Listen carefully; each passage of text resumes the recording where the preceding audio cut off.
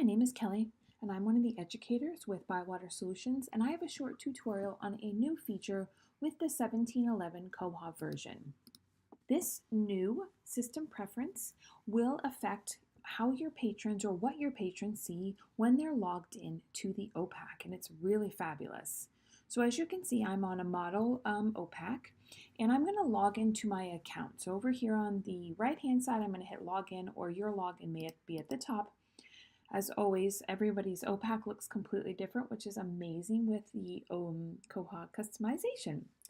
This automatically brings me to my summary page, but if I go back to the main page and I stay logged into my account, on this main page it slightly changes because now I have on the right hand side a welcome and a summary of my account. So it says I have 2 checkouts. Oh no, I have an overdue.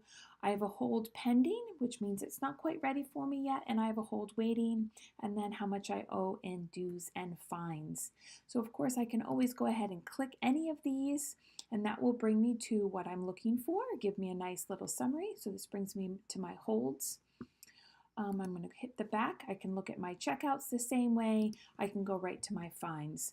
So this is a really neat function and just a great snapshot of your patron's account once they log in. And this is simply a turn on or turn off from your system preferences. By default, it is something that's turned off, so you would need to make sure that's turned on to see that. So I'm going to go back over to the staff client, and I'm going to go to the home page.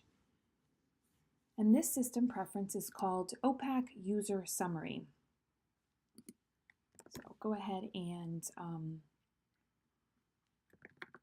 type in OPAC User.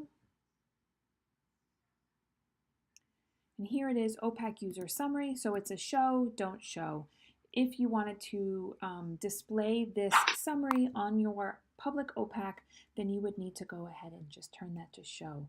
This is with the 1711 upgrade. This will be available to you.